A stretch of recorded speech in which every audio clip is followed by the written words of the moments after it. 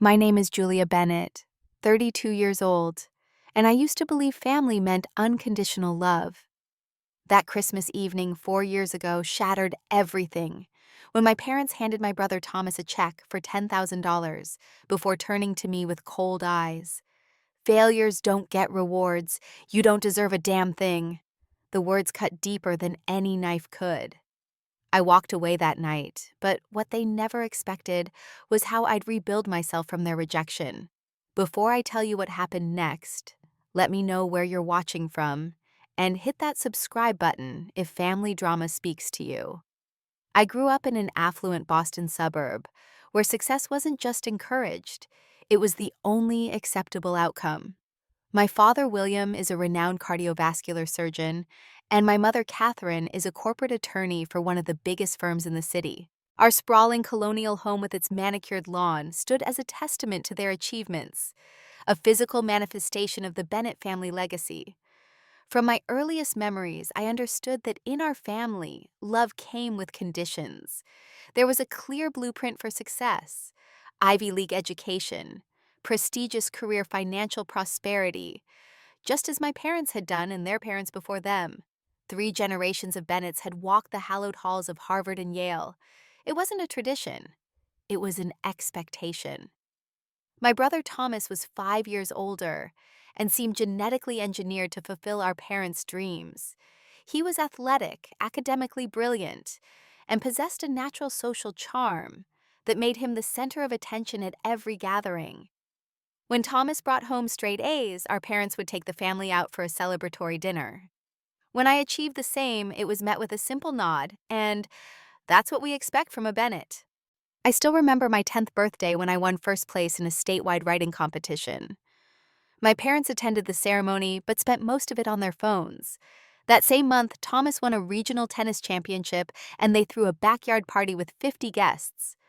"Julia, could you help serve the drinks?" my mother had asked, not even acknowledging that it was also a celebration of my achievement. When I mentioned my award to my grandparents, my father quickly redirected the conversation to Thomas's college applications. Holiday gatherings were particularly difficult. Thanksgiving and Christmas dinners became showcases for achievements, with relatives interrogating us about grades, activities, and future plans. "Thomas is applying to Yale, early decision," my mother would announce proudly. "Julia is doing well enough in English," she'd add, as an afterthought, her tone making it clear that well enough was barely acceptable. Despite the pressure, or perhaps because of it, I developed a genuine passion for literature and art. Books became my sanctuary worlds, where I could escape the constant measurement and comparison. While my parents pushed me toward pre-med or law tracks, I found myself drawn to the stories that explored the human condition. When college application time came, I applied to several Ivy League schools as expected, but also to programs with strong creative writing departments. I was accepted to Cornell, which should have made my parents happy, but I chose instead to attend a smaller liberal arts college, renowned for its English department. "You're throwing away your potential," my father had said when I told them my decision. "No one successful comes from that school." My mother was more direct. "We're not paying full tuition for you to waste your time on frivolous subjects." True to their word, my parents provided minimal financial support through college. While Thomas had enjoyed a fully funded education, luxury apartment, and spending money, I worked part-time jobs and took out loans to cover what my partial scholarship didn't.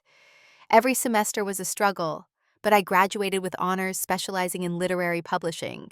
Instead of law school or an MBA, which would have redeemed me in my parents' eyes, I moved to the city and took an entry-level position at a small but respected publishing house. My salary was modest, forcing me to share a 2-bedroom apartment with 2 other recent graduates in a less desirable neighborhood. I still remember my mother's reaction when she first visited. "This is quaint," she said, her expression betraying disgust at the mismatched furniture and cramped kitchen. "I suppose this is what one can afford with an English degree." Despite the financial challenges, I found genuine fulfillment in my work. As an editorial assistant, I helped promising authors refine their manuscripts and find their voice. There was something magical about being part of that process, watching stories transform from rough drafts to polished books that moved readers. I worked long hours, eagerly taking on additional projects to learn every aspect of the publishing business. Within 2 years, I had helped discover and develop several moderately successful books, earning a reputation for spotting unique voices. When one of my authors received a positive review in the New York Times, I called my parents, hoping they might finally see value in my chosen path. "That's nice, dear," my mother said flatly. "Did you hear Thomas just got accepted to Harvard Medical School following in your father's footsteps?" And so it continued. Thomas pursued the golden path laid out for him: Yale undergraduate, Harvard Medical School engagement to Sophia, the daughter of one of my father's colleagues. Each step was celebrated, lavishly funded generously, and praised extensively. Family gatherings became increasingly difficult to endure. "When are you going to get a real job?" my Uncle Richard would ask over Thanksgiving turkey. "Publishing is a real job." I'd respond only to have my father interject, "She's still figuring things out. Not everyone can be as focused as Thomas." My brother had fully internalized our parents' value system. His conversations revolved around career advancement, property investments, and connections with influential people. When he purchased his first luxury car at 27, he made a point of driving it to my apartment building. "Maybe someday you'll be able to afford something better than the bus," he said with a smirk, glancing at my modest neighborhood. The gap between us widened with each year. We maintained surface-level civility at family events, but the connection we'd had as children had long since disappeared. Thomas viewed my choices with a mixture of pity and contempt, while I struggled not to resent his blind acceptance of our parents' narrow definition of success. As Christmas approached 4 years ago, I debated whether to attend the annual family gathering. My relationship with my parents had grown increasingly strained, with phone calls becoming shorter and less frequent. But some part of me still yearned for their approval, still hoped they might eventually see the value in my different path.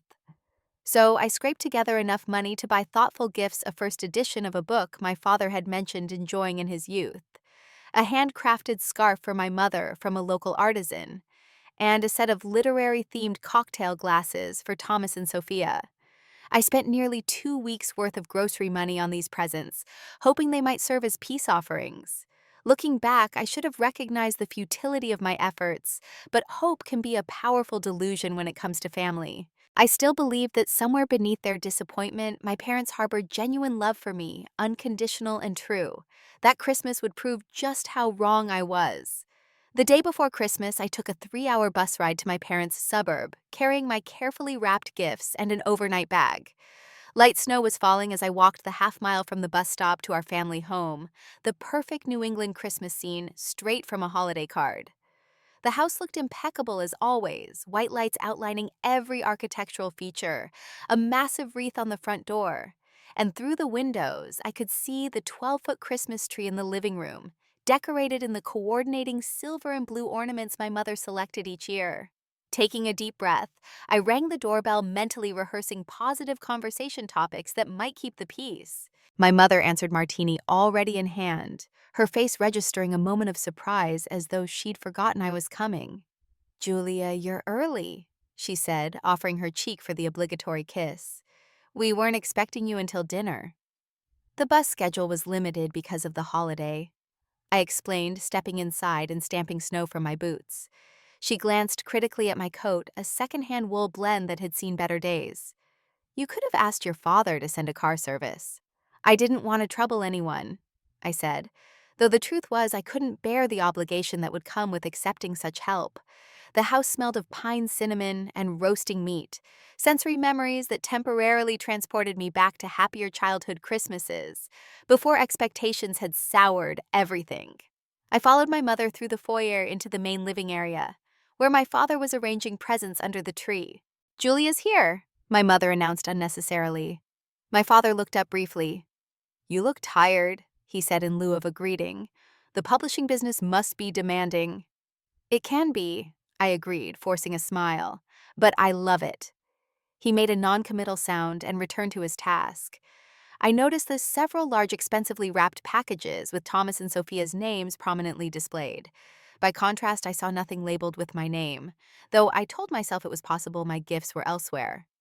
I placed my modest contributions under the tree, their simple wrapping paper looking out of place among the professional gold and silver packages.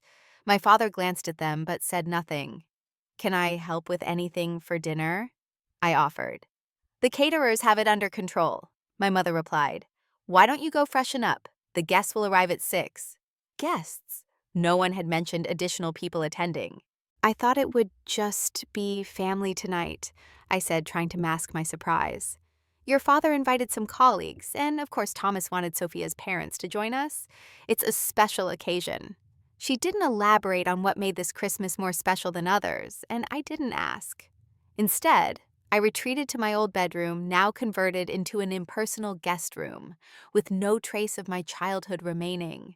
As I changed into the nicest dress I owned, a black cocktail dress I'd found on clearance, I could hear the house coming alive with arrivals. Voices, laughter, the clinking of glasses. I applied makeup carefully, trying to project an image of success and confidence I didn't feel. By the time I made my way downstairs, the gathering was in full swing. 12 adults mingled in the living room, all impeccably dressed in designer clothing, all part of my parents' upper-crust social circle. I recognized Dr. and Mrs. Harrison, my father's department chair, and his wife, the Crawfords who owned a chain of luxury car dealerships, and the Petersons, Sophia's parents. My mother handed me a glass of wine without asking if I wanted one. "Julia works in publishing," she told Mrs. Crawford, who had apparently inquired about my absence from recent family events. "She's always been interested in more creative pursuits." The way she said creative made it sound like a terminal illness. "How fascinating," Mrs. Crawford replied without interest. "My niece worked in publishing briefly before law school. It was a good experience for her to get out of her system." "Yes, we keep hoping Julia will find her real calling," my mother agreed, as if I weren't standing right there. The evening continued in this vain conversations that either excluded me entirely or referenced me in the third person while I stood uncomfortably by. I answered polite questions about my little job and deflected inquiries about when I might settle down with someone suitable. Thomas and Sophia arrived 45 minutes late, making a grand entrance. Thomas wore a tailored suit that probably cost more than 3 months of my rent, while Sophia sparkled in a red designer dress and diamond earrings I later learned were a recent gift from my parents. "Little sis," Thomas boomed with exaggerated affection, embracing me in a hug that felt more performative than genuine. "Still rocking the sale rack, I see," he whispered in my ear before pulling away with a broad smile. Dinner was announced shortly after, and we moved into the formal dining room. The table was a showcase of my mother's entertaining prowess: fine china crystal glasses, silver candlesticks, and an elaborate centerpiece of white roses and holly. Name cards directed us to our seats with my parents at either end, Thomas and Sophia in positions of honor near my father and me, tucked between Aunt Susan and one of my father's colleagues I barely knew. As the catering staff served course after course of gourmet food, conversation flowed around topics that highlighted the family's achievements. My father discussed his recent invitation to speak at an international medical conference. My mother mentioned her firm's successful handling of a high-profile merger. Thomas detailed his plans to specialize in cardiothoracic surgery like my father. "Following the family legacy," my father said proudly, raising his glass in Thomas's direction. "And what about you, Julia?" Aunt Susan asked during a brief lull. "Any exciting developments in the book world?" Before I could answer, my mother interjected. "Julia's still at the same small publishing house, but she seems to enjoy it." "I've actually been promoted to assistant editor," I said, attempting to inject some pride into my voice. "And one of the authors I discovered was just nominated for the National Book Critics Circle Award." "How nice," Aunt Susan said with the same tone one might use to acknowledge a child's crayon drawing. "You know, my friend's daughter works at Penguin Random House. I could put you in touch if you're looking to move somewhere more established." "Thank you, but I'm happy where I am," I replied, though I could feel my face growing warm with embarrassment. Uncle Richard chimed in from across the table. "Did you hear about the Lawrence's son just made partner at his law firm at 32? 7-figure salary, now I hear." The pointed glance in my direction made it clear this was another comparison meant to highlight my inadequacy. Throughout the meal, I noticed my mother constantly correcting small things about my behavior. The way I held my fork, The amount of wine in my glass, how I arranged my napkin while ignoring similar actions from Thomas. It was as if she needed to find fault with me to justify her disappointment. By the time dessert was served, I felt emotionally exhausted from navigating the minefield of judgment and comparison. I had barely touched my food, my appetite destroyed by anxiety, yet no one seemed to notice or care.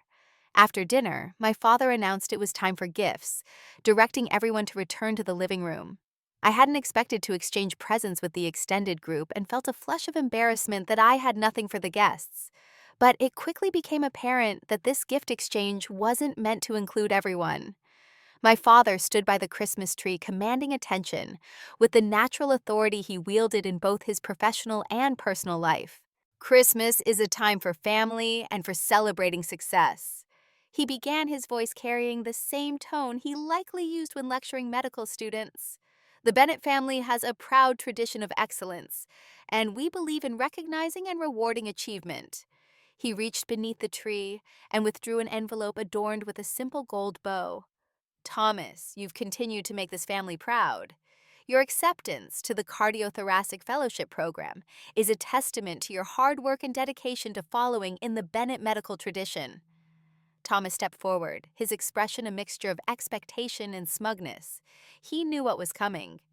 To help you and Sophia establish yourselves properly as you begin this next chapter, your mother and I would like to present you with this. He handed Thomas the envelope, who opened it with a practiced graciousness. His eyes widened slightly, not with surprise, but with satisfaction, as he removed a check. $10,000, Thomas announced for the benefit of the onlookers, though I suspected he'd been told the amount in advance. Dad, Mom, this is incredibly generous. You deserve it, my mother said warmly. We know you'll use it wisely toward your future home down payment. There was a round of appreciative murmurs and congratulatory remarks from the assembled guests. Thomas stood basking in the approval, Sophia at his side, already discussing neighborhoods they might consider. Then my father's expression changed as he turned to me. The warmth vanished, replaced by a cold detachment that sent a chill through me. Julia, he said, his voice noticeably cooler. We've watched the choices you've made over the years. The room grew uncomfortably quiet, the guests sensing the shift in atmosphere. Your mother and I have provided you with every opportunity, the best schools, the same advantages as your brother. Yet you've chosen to pursue a path that brings neither success nor honor to this family. I stood frozen, acutely aware of every pair of eyes on me, feeling like an insect pinned for display. While your brother excels, you seem content with mediocrity. We've waited for you to come to your senses, to show some ambition worthy of your upbringing. Instead, you continue to disappoint. My mother joined in, her voice sharp.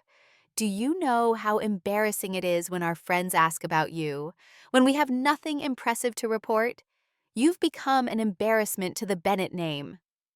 I couldn't believe they were doing this publicly, airing what I'd thought were private family tensions in front of colleagues and friends. But the worst was yet to come. My father's next words fell like stones. Failures don't get rewards. You don't deserve a damn thing. Thomas actually laughed, a short, dismissive sound that seemed to seal my exclusion from the family unit. Perhaps this will motivate you to reconsider your choices, my father continued, to finally live up to your potential instead of wasting it on frivolous pursuits. The room was dead silent now. Some guests looked at the floor. Others studied their drinks with sudden interest. A few watched with the morbid fascination of witnesses to a car crash. No one spoke in my defense. In that moment, something crystallized within me, a clarity I'd been avoiding for years. This wasn't love. It never had been. My place in this family had always been conditional, dependent on meeting expectations I hadn't chosen and didn't value. I felt a strange calm settle over me as I stood up straight, looking my father directly in the eyes for perhaps the first time in my adult life. Understood, I said simply. Without another word, I walked out of the living room, through the foyer, and out the front door into the cold December night. I didn't take my coat.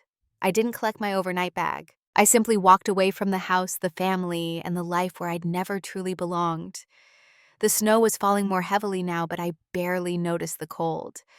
Something inside me had shifted irrevocably, and though I didn't know it then, That night would mark the beginning of my real life, the one I would build entirely on my own terms. The night air bit through my thin cocktail dress as I walked away from my parents' house, but the physical discomfort barely registered through the emotional numbness that had settled over me.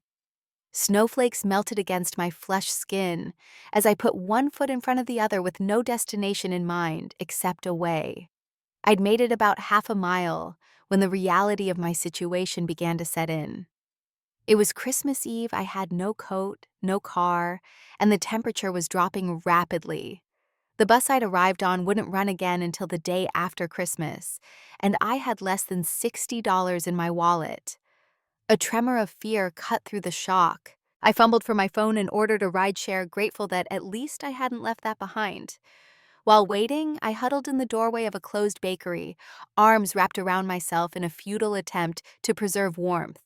45 minutes and nearly all my remaining cash later, I arrived at my apartment. The building was quiet, my roommates away visiting their own families for the holidays. I let myself in, turned up the heat, and stood in the middle of our small living room, still in my now damp dress, trying to process what had just happened. My phone buzzed with a text from my cousin Jenna. "Are you okay? That was horrible. Do you need me to come get you?" Then another from Aunt Susan. "Your parents were out of line. Call me if you need to talk." Nothing from my parents, nothing from Thomas. I silently turned off my phone, stripped off my wet clothes, and took the hottest shower my building's temperamental plumbing system would allow. When I finally emerged, skin raw from scrubbing and heat, I pulled on my oldest, most comfortable sweats and curled up on my bed. The tears didn't come that night. Instead, I stared at the ceiling, replaying every moment of the evening, every interaction with my family over the years. How had I not seen it before? The conditional nature of their love had been evident since childhood, yet I'd clung to the fiction that somewhere beneath their disappointment was genuine acceptance. "Failures don't get rewards, you don't deserve a damn thing." My father's words echoed in my mind, cutting freshly each time. What hurt most wasn't just the cruelty, but the realization that in his eyes, in all their eyes, I was fundamentally unworthy. Not because I'd done something wrong, but because I'd chosen to be authentic, rather than conform to their definition of success. Christmas Day passed in a fog. I didn't eat. I didn't open the gifts my roommates had left under our small artificial tree. I moved between my bed and the couch, alternating between numbness and waves of grief so intense they left me gasping.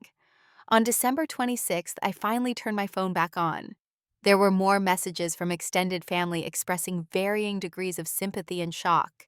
Still nothing from my immediate family. I sent a brief text to my mother. "I've arrived home safely. I won't be attending any family events in the foreseeable future." Her reply came hours later. "We hope you'll reconsider your priorities and attitude." That was it. No apology, no acknowledgement of their public humiliation of me, no concern for my well-being after I'd walked out into a snowstorm without a coat. Just another implied criticism. I blocked their numbers after that. And Thomas's too, when he finally texted 3 days later. "Way to ruin Christmas with your drama. Mom and Dad are upset." The first week of January brought a new crisis, when the heating in my apartment building failed during the coldest week of winter. My roommates were still away, and I spent 3 days huddled under every blanket I owned, unable to afford a hotel, and too proud to ask friends for help. Work provided no refuge. I returned to the office physically ill from the cold and emotionally drained from the family rupture. My performance suffered as I struggled to focus on manuscripts' missed deadlines and snapped at colleagues. After I burst into tears during an editorial meeting, my supervisor, Gabrielle, called me into her office. I expected a reprimand or worse, but instead, she closed the door and asked simply, "What's going on, Julia? This isn't like you." Something about her genuine concern broke through the walls I'd constructed. The story poured out of me: the Christmas dinner, my parents' public humiliation, the years of conditional approval and comparison to my brother. By the time I finished, I was shaking with suppressed sobs. Gabrielle listened without interruption, then said something that changed the course of my life. "Have you considered that their assessment of your worth might be wrong?" She recommended a therapist, Dr. Meredith Johnson, who specialized in family trauma. Take the rest of the week off, Gabrielle added. The manuscripts will still be here when you're ready. Dr. Johnson couldn't see me immediately, but I managed to get an appointment for the following Tuesday. In the meantime, I reached what felt like rock bottom. The heating was fixed, but I developed bronchitis from the days spent in the cold. My bank account was nearly empty after holiday expenses and medications. Worst of all was the profound loneliness, the feeling that I had no real family, no true place of belonging. My first session with Dr. Johnson was difficult but revelatory. What you're describing, she said after I recounted my family history, has elements of emotional abuse and conditional love. It's not uncommon in high-achieving families, but that doesn't make it healthy or acceptable. Over the following weeks, our sessions helped me recognize patterns I'd never consciously acknowledged, how my parents had consistently withheld approval as a control mechanism, how Thomas had been elevated not just as the favorite, but as the standard I could never reach, how my own self-worth had become entangled with external validation. Healing will take time, Dr. Johnson cautioned, and part of that process may involve accepting that your family might never give you the unconditional love and support you deserve. She suggested I join a support group for adults from dysfunctional families. Initially reluctant, I finally attended a meeting in early February. The stories I heard from others, different in detail but similar in emotional impact, made me feel less alone for the first time since Christmas. It was at one of these meetings that I met Alicia, a graphic designer, whose parents had similarly rejected her for choosing art over the family business. We connected immediately over coffee after the session. The first year is the hardest, she told me, having been estranged from her family for 3 years. You keep expecting them to realize what they've done and make amends. But the freedom on the other side is worth it, being able to live authentically, without constantly seeking approval you'll never receive. Alicia became my first friend who truly understood the complex grief of family estrangement. She helped me navigate the guilt that surfaced when I declined an invitation to a cousin's wedding where my parents would be present. Setting boundaries isn't selfish, she reminded me. It's necessary for healing. As winter gave way to spring, I began taking small steps to rebuild my life. I started journaling daily, pouring my thoughts onto paper when they became too overwhelming. I returned to habits I'd loved before my family's expectations had overshadowed them, sketching in parks, attending poetry readings, cooking elaborate meals just for the joy of creation. At Gabrielle's suggestion, I joined a writing workshop at a local bookstore. The instructor, Daniel, emphasized writing from personal experience, converting pain into prose. My first attempts were raw and unfocused, but the act of transforming my experiences into narrative gave me a sense of control I'd been lacking. There's something compelling here, Daniel said after reading one of my pieces. You've got a voice that needs to be heard. 6 weeks after that devastating Christmas, I found myself standing at a crossroads. I could continue to define myself by my family's rejection, or I could begin the difficult work of creating a new identity based on my own values and choices. With Dr. Johnson's guidance and my small but supportive circle of new friends, I chose the latter path. I couldn't change my family, but I could change how their treatment affected me. I could build something new from the ashes of what I'd lost. What I didn't realize then was how completely this choice would transform every aspect of my life, or that 4 years later, the success I found on my own terms would bring my family back into my orbit in ways I never could have anticipated. The months following my family's rejection became a period of intense professional focus. While my personal life was in shambles, work offered structure and purpose, a place where my contributions were valued on their actual merits.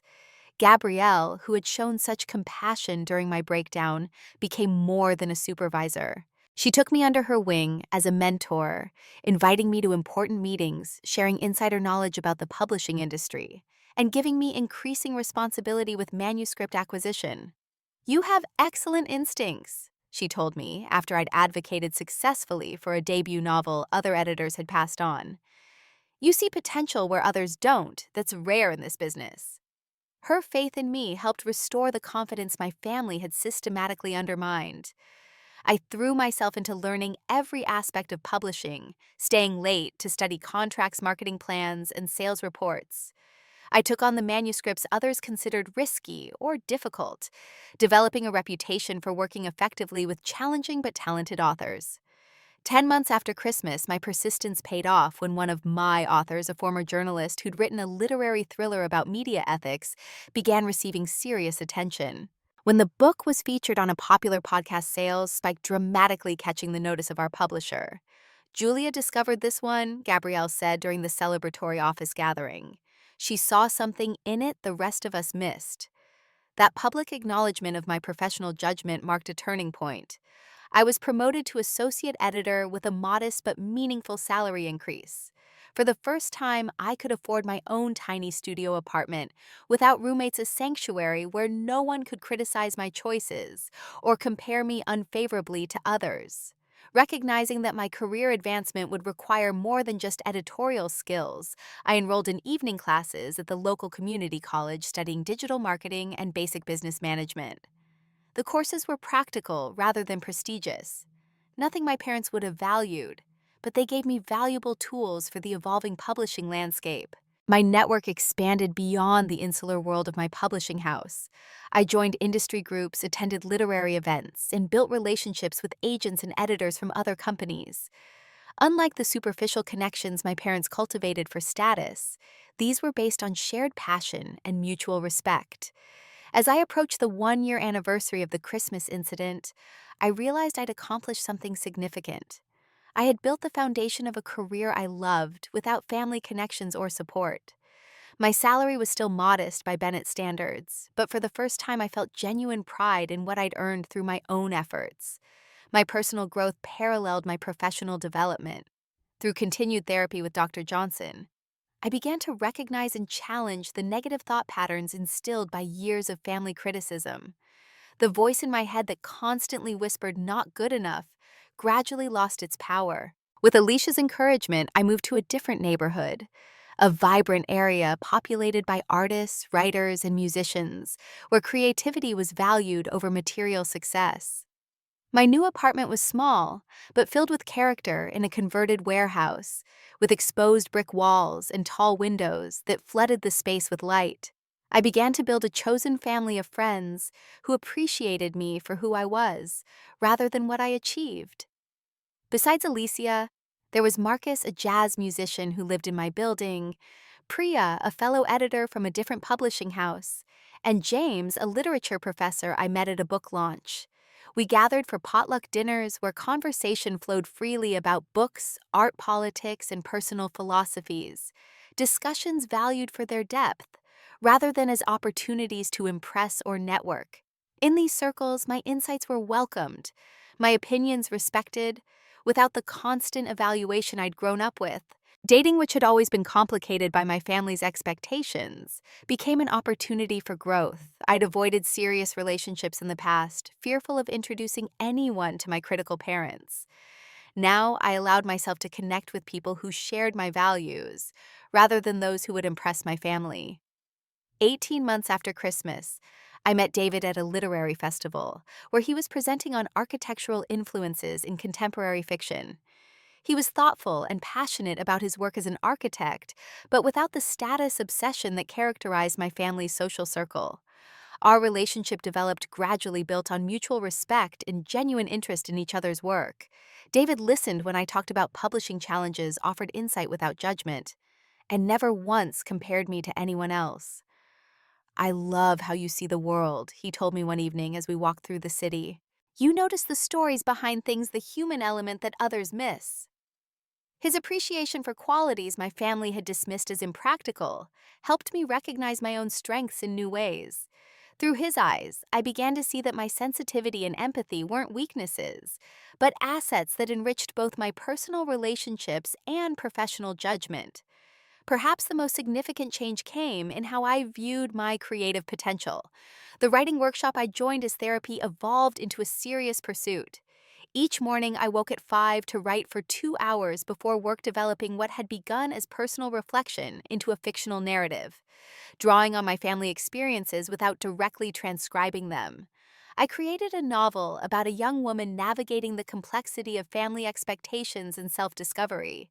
The protagonist wasn't me, but her emotional journey paralleled my own, transformed through the alchemy of fiction into something with universal resonance. After 18 months of consistent work, I completed the first draft, 112,000 words, that represented not just a creative achievement, but a psychological milestone. I had taken the pain of rejection and transmuted it into art. Through my publishing connections, I knew better than to expect immediate success. I revised methodically, sharing chapters with my writing group for feedback, refining and polishing, until the manuscript was as strong as I could make it. When I finally felt ready, I compiled a list of literary agents known for representing the kind of character-driven fiction I'd written. My insider knowledge helped me craft a compelling query letter, but I was careful not to leverage my professional position unfairly. I sent out my first round of queries on the second anniversary of that Christmas night, a deliberate choice that felt like reclaiming the date from trauma. Within 2 weeks, I received requests for the full manuscript from 4 reputable agents. Natalie Winters, an agent I'd admired for her dedication to literary fiction with commercial appeal, called me personally after reading my submission. "This is extraordinary work," she said. "The emotional authenticity jumps off the page. I'd be honored to represent you." Our subsequent meeting confirmed my initial impression that she truly understood what I was trying to accomplish with my novel. She didn't promise overnight success or massive advances, but she believed in the book's potential to find its audience. "This is going to resonate with a lot of people," she assured me. "Family dysfunction is universal, but the way you've captured the journey towards self-worth feels fresh and necessary." Signing with Natalie marked another step away from the path my parents had prescribed, and toward a life of my own making. I was no longer just Julia Bennett, disappointing daughter of successful parents, but an author with a voice worth hearing.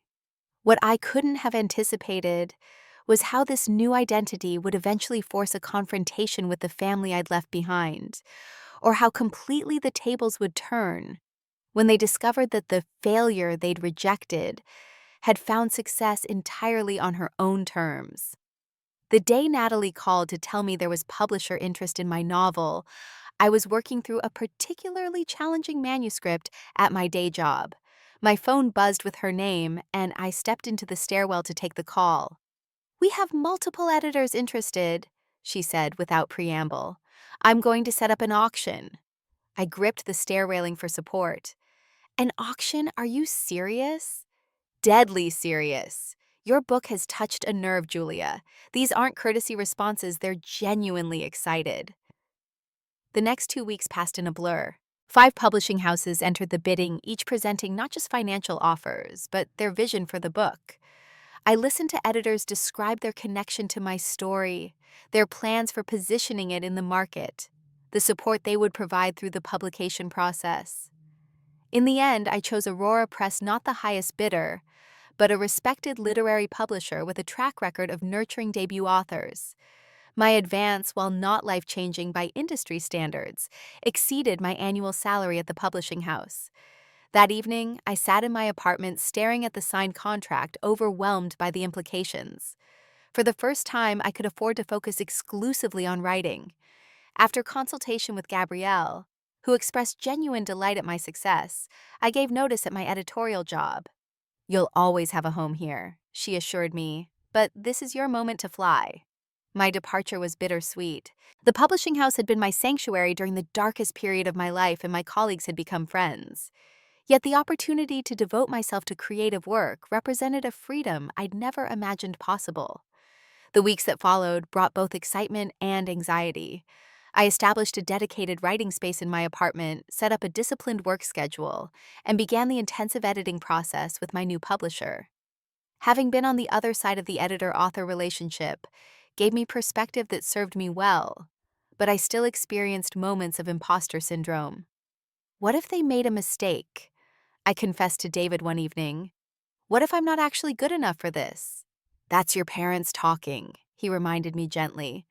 The professionals who evaluate books for a living think you are very much good enough. Working with my editor, Patricia, was a revelation. Her incisive feedback challenged me to strengthen the novel without ever undermining my confidence or vision. For the first time in my life, I experienced criticism that was both rigorous and supportive, focused on making the work better, rather than making me feel inadequate. As the publication date approached, marketing plans took shape. Aurora Press positioned my novel The Weight of Expectations as upmarket women's fiction with book club appeal.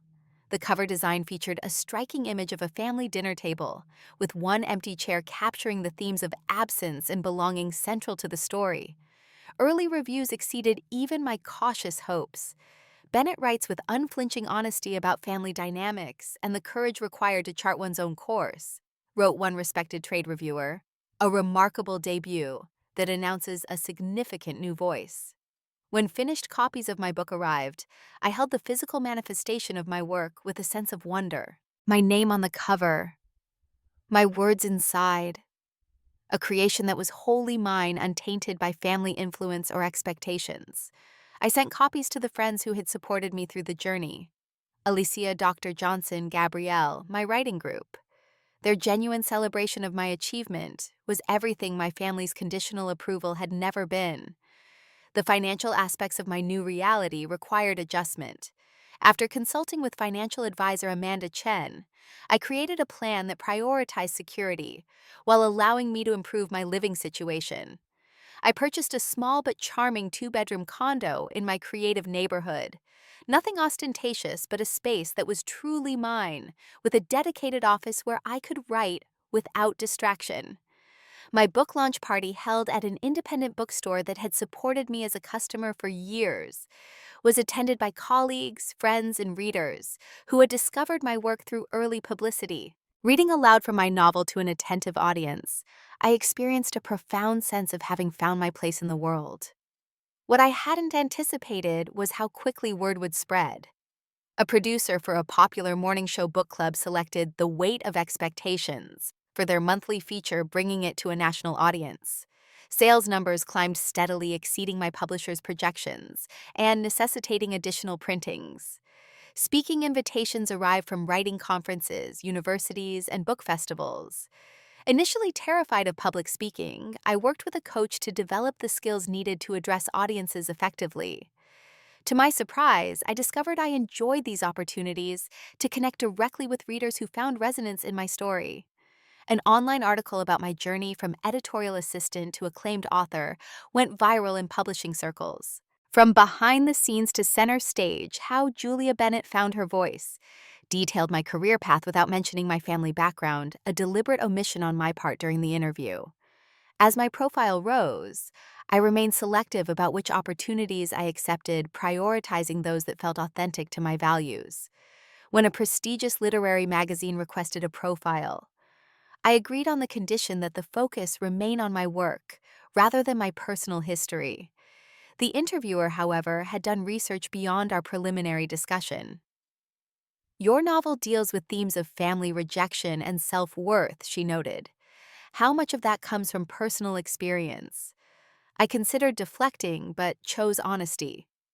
All fiction draws from the author's emotional landscape, I acknowledged.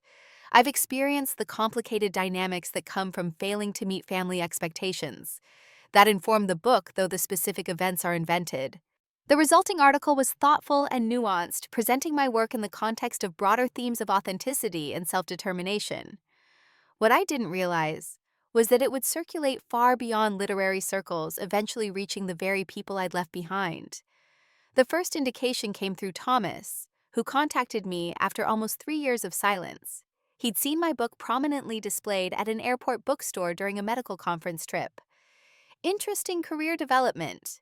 His text read the passive-aggressive tone evident even through the digital medium. Mom and Dad might be surprised to hear about your success. I didn't respond, but the message confirmed what I'd suspected. My family had been entirely unaware of my publishing deal, the positive reviews, the growing readership. They had made no effort to follow my life after I walked away, assuming I would continue in mediocrity or eventually return seeking forgiveness for my attitude. 3 weeks later, on an ordinary Wednesday afternoon, my phone began buzzing with notifications. Text messages from my parents, voicemails, emails. After years of silence, they were suddenly desperate to reach me. "We need to talk. Call immediately." "Why aren't you answering?" "This is important." "Your father and I deserve an explanation. Call us back." I listened to the first voicemail, my mother's voice tight with controlled anger. "Julia, I just had lunch with Caroline Peterson, who couldn't stop talking about your book. Apparently, you've been keeping secrets. We're your family. Answer your phone." More messages followed, growing increasingly demanding. My father: "This is unacceptable behavior, Julia. You owe us the courtesy of a response." Thomas: "Mom and Dad are upset. You're making this more dramatic than it needs to be. Just call them back." After 36 calls in a single day, I blocked their numbers temporarily, needing space to process the sudden intrusion into the life I'd carefully built without them. Their reaction was exactly what I might have expected, not pride in my achievement, but anger at being excluded from it, concern about appearances rather than genuine interest in my well-being. With Dr. Johnson's support, I considered my options. I could continue to ignore them, maintain the clean break that had allowed me to heal and grow. I could respond with the anger their treatment had certainly earned. Or I could engage on my own terms from a position of strength rather than need. After careful reflection, I chose the third option. Not because I sought reconciliation or harbored hope for a transformed relationship, but because facing them as an equal rather than a supplicant represented the final step in my journey toward genuine independence. I drafted a calm, direct email. "I'm willing to meet once to discuss the situation. I'll be at Leonora's restaurant next Thursday at 7 p.m. This will be on my terms or not at all." The response was immediate, my father attempting to change both venue and time to suit his schedule. I didn't engage with the negotiations, simply reiterating my original terms. Eventually, they agreed, though, not without noting their generosity in accommodating my demands. As the meeting approached, I prepared strategically with Dr. Johnson, anticipating the manipulation tactics they might employ and planning my responses. David offered to accompany me for moral support, but I declined. This was a confrontation I needed to face alone. "Just remember," he said as he helped me choose an outfit that projected confidence without ostentation, "you're not that frightened person anymore. You're meeting them from a position of accomplishment they can't diminish." The night of the meeting, I arrived at the restaurant 30 minutes early to secure a table in the corner that would afford privacy without making me feel trapped. I ordered a glass of wine to steady my nerves and watched the door, mentally rehearsing the boundaries I'd established for myself. When they walked in precisely at 7, the sight of them after nearly 4 years was jarring. They looked essentially the same, my father distinguished in an expensive suit, my mother immaculately groomed in designer clothing, Thomas, with the same confident posture he'd always carried. Yet somehow they seemed smaller, less intimidating than the towering figures of my memory. They spotted me and approached their expressions a carefully controlled mixture of disapproval and forced pleasantness for public consumption. My mother leaned in for an air kiss I didn't reciprocate. My father extended his hand, which I shook briefly. Thomas nodded with a tight smile. "You're looking well." My mother said, her eyes cataloging my appearance with the critical assessment I remembered from childhood. "Thank you," I replied simply, not returning the superficial compliment. As they settled into their seats, my father took control as he always did. "Well, Julia, you've certainly been busy, creating quite a stir with this book of yours." "It's been successful," I acknowledged without elaboration. "You might have mentioned it," my mother said, a hint of petulance in her tone. "Finding out from Caroline Peterson was rather embarrassing." "We haven't spoken in nearly 4 years," I reminded her. "Not since you publicly humiliated me at Christmas dinner." My father waved a dismissive hand. "Ancient history. Families have disagreements. There was no need to be so dramatic about it." "It wasn't a disagreement," I corrected calmly. "You stated your assessment of my worth quite clearly. I simply took you at your word and built a life without your involvement." An uncomfortable silence fell as they absorbed the reality that I wasn't going to pretend the past hadn't happened. The server's arrival to take drink orders provided a momentary reprieve from the tension. Once we were alone again, Thomas leaned forward with the faux sincerity he'd perfected in medical school. Look, we're all adults here. Water under the bridge, right? The important thing is reconnecting as a family. Is it? I asked. Why now? You had no interest in reconnecting when you thought I was struggling. What changed? My mother's expression tightened. We've always cared about your welfare, Julia. You chose to cut us off. After you called me a failure who didn't deserve anything, I reminded her. Those were your words, not mine. Perhaps we were harsh, my father conceded, though his tone conveyed no genuine remorse. But our intentions were to motivate you. And look, it worked.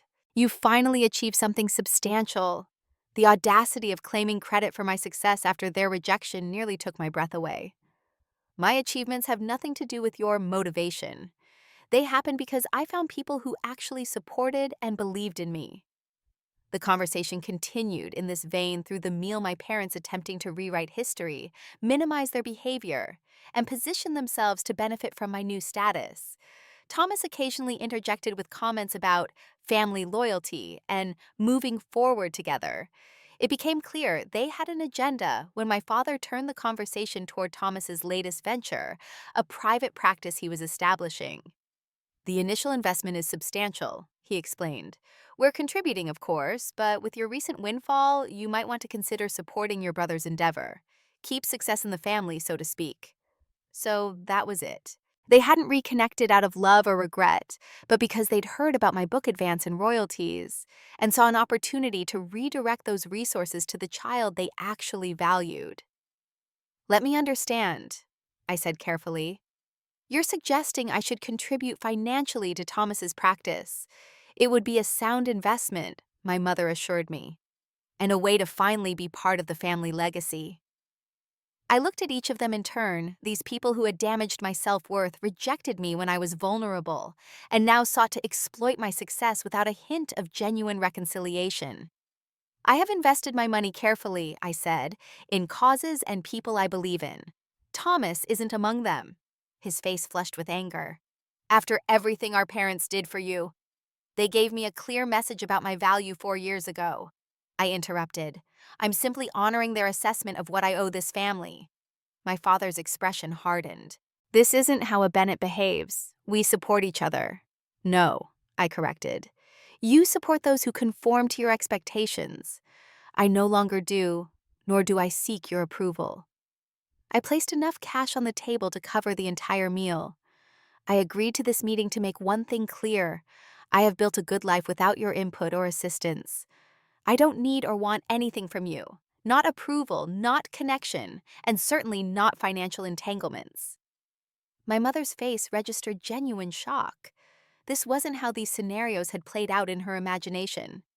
You can't just dismiss family, she protested. I'm not dismissing family, I clarified. I've created my own. People who value me for who I am, not what I achieve or how I reflect on them. I stood gathering my purse with steady hands that surprised even me. If you ever want a genuine relationship based on mutual respect rather than control and exploitation, you know how to reach me. Until then, I wish you well, but from a distance.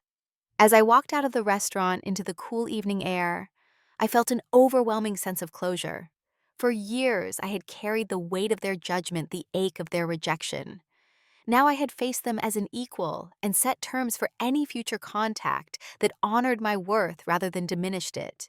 They might never understand or accept the person I'd become. They might never acknowledge the harm they'd caused or offer genuine remorse. But I no longer needed those things to move forward.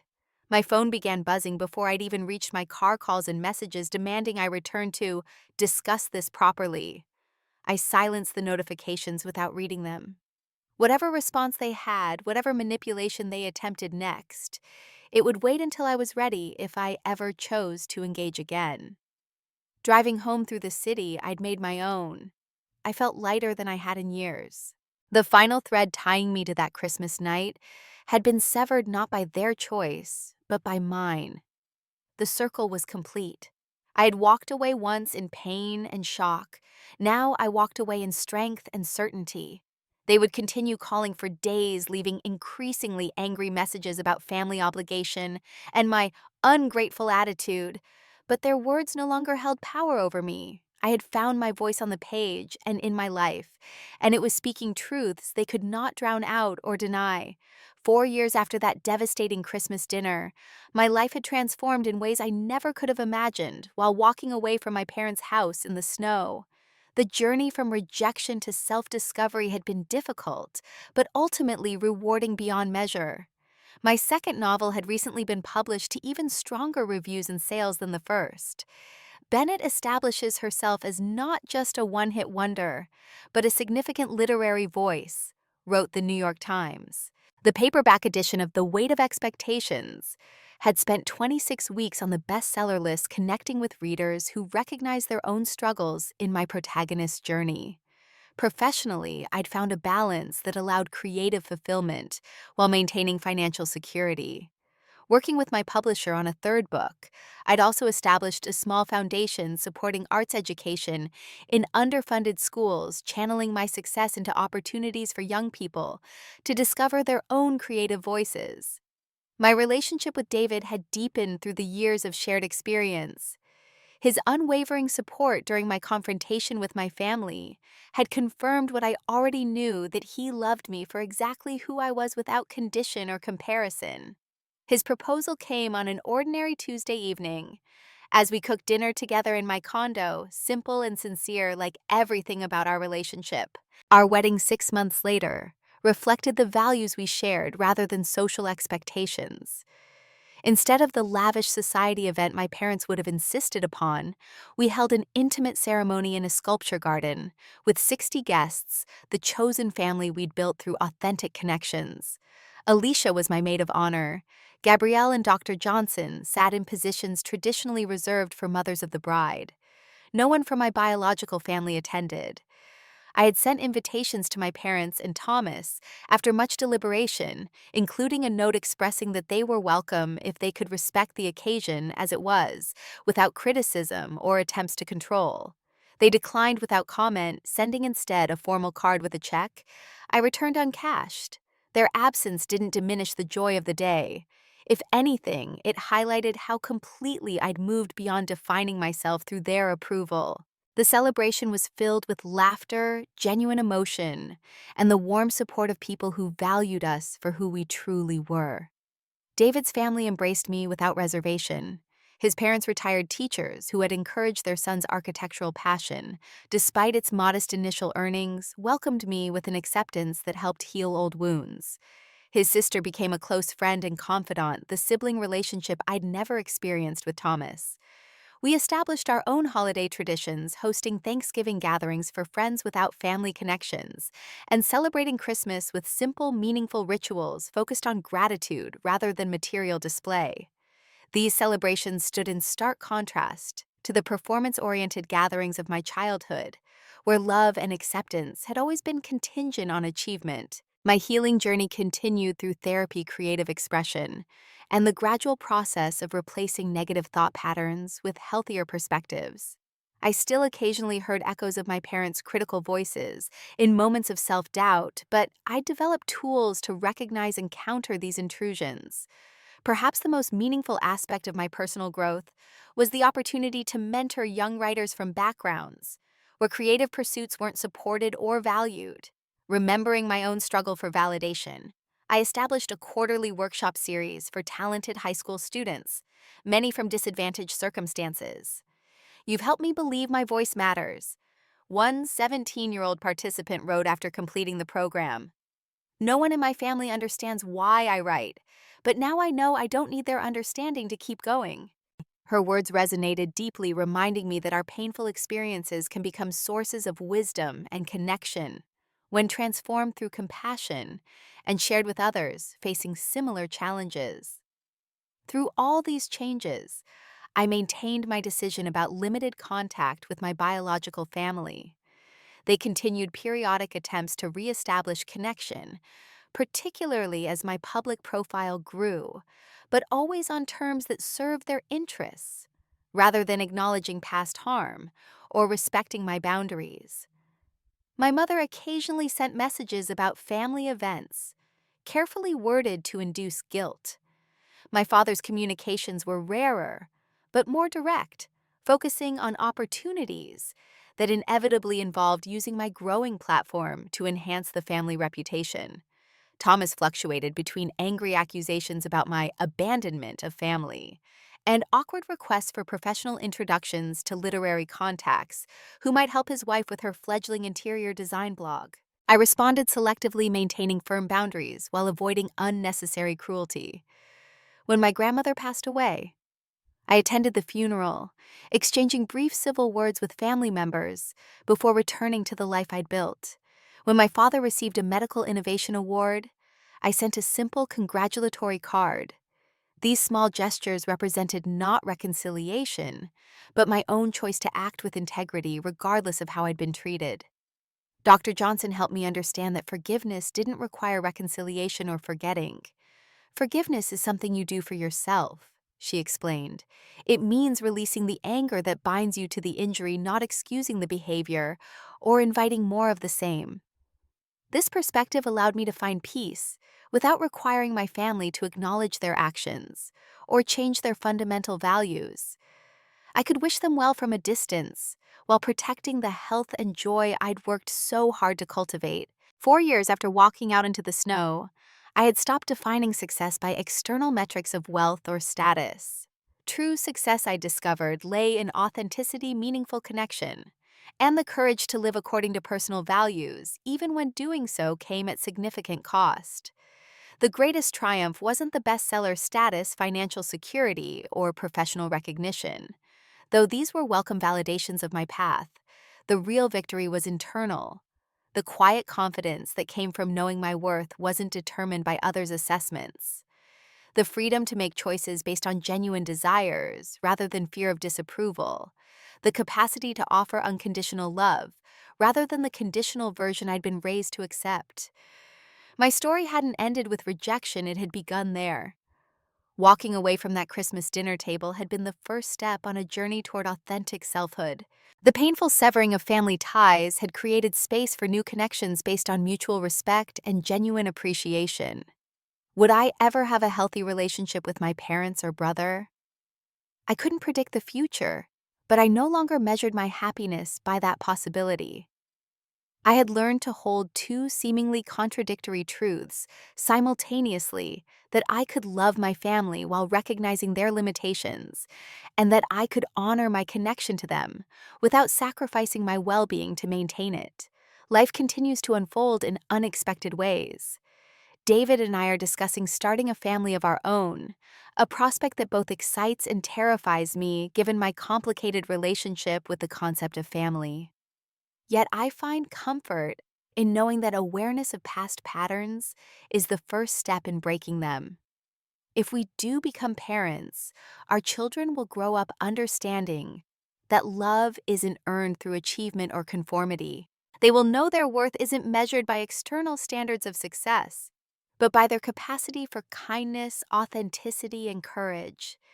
They will learn that family can be both given and chosen, and that true belonging comes from being accepted for who you are, not for what you accomplish. The night I walked away from my parents' house, I couldn't have imagined the life waiting on the other side of that painful rupture. I saw only loss and rejection, not the possibility that removing myself from toxic expectations would create space for genuine growth and joy. If you're facing a similar crossroads, a moment of painful clarity about a relationship that diminishes rather than enriches, you know that walking away isn't failure. Sometimes it's the first step toward finding your true path. The people who cannot love you as you are may never change, but your relationship with yourself can transform completely. Your worth isn't determined by others' ability to recognize it. Your voice matters even when, especially when it speaks truths others don't want to hear. And success defined by authentic self-expression and meaningful connection will bring more lasting fulfillment than achievement motivated by fear of rejection ever could. My journey continues, as does yours. Each day brings new opportunities to choose authentic expression over performance, genuine connection over conditional approval. Each challenge offers the chance to respond from wholeness rather than wounded need. This is the ongoing work of reclaiming our lives from others' expectations work that never truly ends, but grows more rewarding with each conscious choice. Have you experienced family expectations that felt impossible to meet? Or found yourself building a life different from what your family envisioned? Share your story in the comments. Remember that by speaking our truths, we create connection with others walking similar paths. And if this story resonated with you, please like and subscribe to support more storytelling that explores the complexity of family relationships and the journey toward authentic selfhood.